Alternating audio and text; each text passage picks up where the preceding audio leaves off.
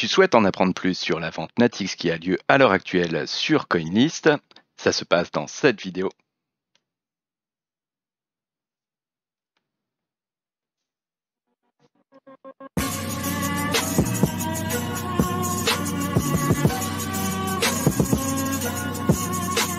Bonjour à tous, bienvenue sur GoNoGo Crypto, la chaîne crypto où on se pose la question de rentrer ou pas dans les projets. Des génériques.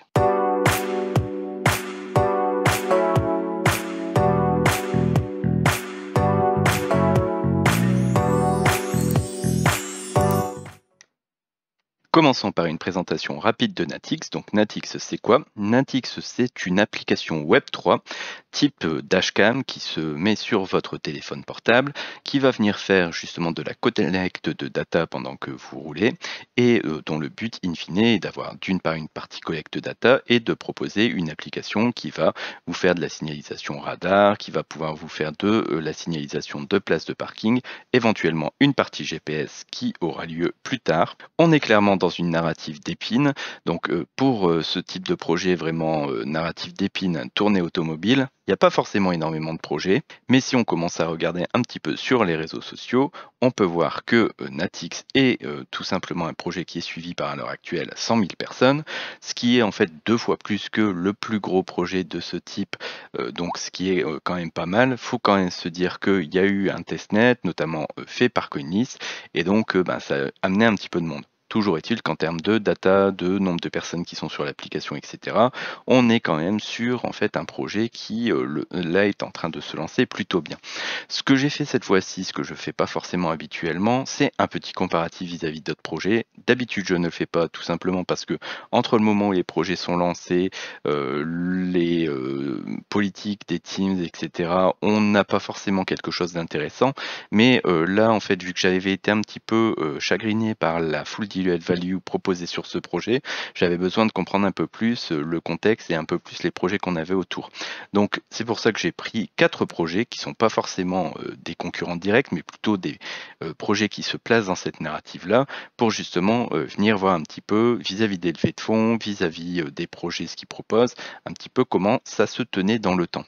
Donc le premier projet, c'est Navi, donc un projet qui est là plutôt concurrent de ce qui est fait sur l'appli de Natix. Donc on peut voir qu'en fait c'était un tout petit projet qui avait eu 3 millions de levées de fonds, qui à l'heure actuelle a eu un très beau pump de début d'année avec justement la partie narrative d'Épine, et on voit qu'à l'heure actuelle ils sont à une full diluted value qui est de 75 millions. Donc on voit déjà qu'avec 3 millions, on a 75 millions de full diluted value, ok très bien. On passe sur le deuxième projet qui lui est plus infrastructure mais utilisé par ce type de projet, c'est GeoNet. Donc GeoNet qui a été lancé il y a de ça quelques mois, qui narratif d'épine a quand même pas mal explosé. Donc c'est un projet qui lui a levé aux alentours des 7 millions et on voit qu'ils sont suite au pump d'épine, ils sont déjà à une full diluted value qui est au-dessus des 200 millions, ce qui est quand même pas mal. Quand on passe sur le troisième, qui est Zimo, qui est d'ailleurs en partenariat avec Navix, donc on est toujours des narratifs d'épine automobile, on voit qu'ils ont eu un très fort pump, mais alors vraiment très très gros pump au début d'année, qu'il a été en train de corriger, mais on voit que malgré cette énorme correction, on est toujours sur une full diluted value qui est au-dessus des 200 millions de dollars, à savoir que là, pour le coup, c'est un projet qui avait levé environ 20 millions. Dernier projet qui est vraiment là, on va dire le mastodonte, enfin celui qui a fait peut-être le plus de bruit, qui est le plus capitalisé. Donc c'est tout simplement Hive Mapper avec son token ONE. Donc on voit que pareil, explosion avec la narrative d'Épine, là ça a pas mal corrigé, mais malgré cette très grosse correction, on est toujours à une full diluted value qui est de 700 millions. Voilà, tout ça pour dire qu'en fait, moi ça m'a beaucoup fait relativiser les 100 millions de full diluted value proposés sur le projet, à savoir que Natix, lui, va lever à peu près 13 millions de dollars. Donc on est quand même, on va dire, vis-à-vis de ce qui est à l'heure actuelle sur le marché, pas forcément quelque chose de complètement déconnant, et on a quand même une capacité à la hausse qui peut être importante. Les conditions sont en fait, à l'heure actuelle, vous pouvez positionner jusqu'au 23 mai des fonds pour pouvoir avoir les tokens à la fin du mois de juin. Donc est-ce que la fin du mois de juin sera une période particulièrement agréable? Je ne sais pas.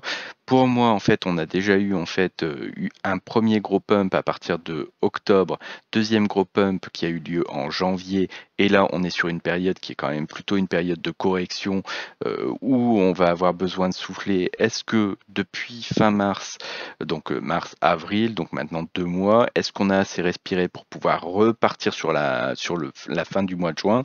Pour moi, c'est encore un tout petit peu tôt, mais on a quand même le plus dur qui est derrière nous, à mon avis.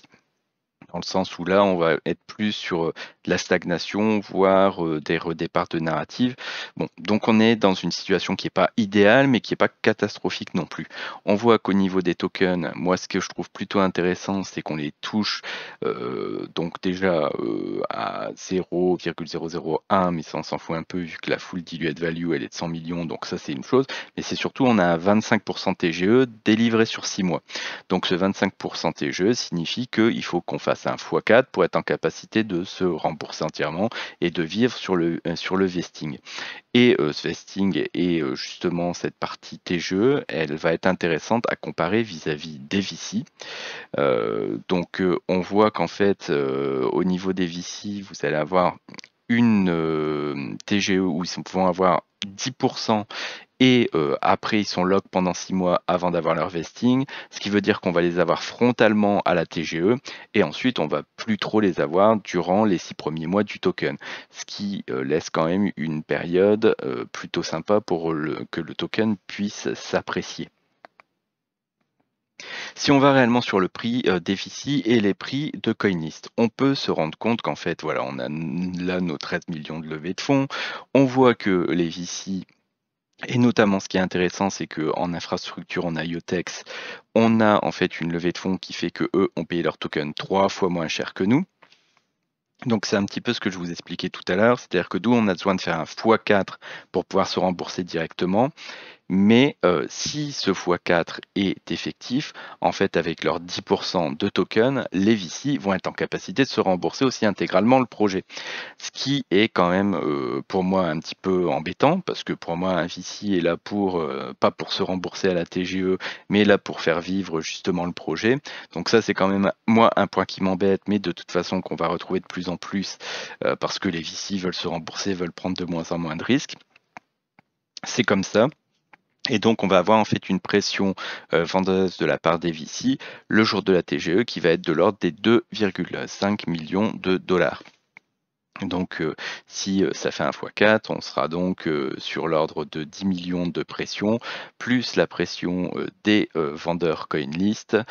Donc on va être à une pression qui va être quand même aux alentours, je pense, des 12-13 millions, donc quelque chose d'un petit peu conséquent. Donc on a besoin d'avoir quand même un marché qui est en capacité d'accueillir tout ça. Faut savoir que là, sur tout ce qui est d'épines, il y a quand même beaucoup de choses qui se lancent plutôt sur la partie sol. Et Sol, ça fait quand même 3 semaines qu'il est plutôt en bonne santé vis-à-vis des autres tokens. Donc est-ce que une force sur Sol ne pourrait pas justement nous aider? Au niveau de la vente en tant que telle, vous positionnez vos USDT ou vos USDC directement sur CoinList. Si vous avez des questions, n'hésitez pas, sachez qu'on a un Telegram qui est entièrement gratuit. Si vous avez apprécié les éléments donnés dans cette vidéo, n'hésitez pas à liker, clocher, laisser un commentaire et surtout vous abonner à la chaîne. Sur ce, je vous souhaite à tous une excellente soirée, je vous remercie et je vous dis au revoir.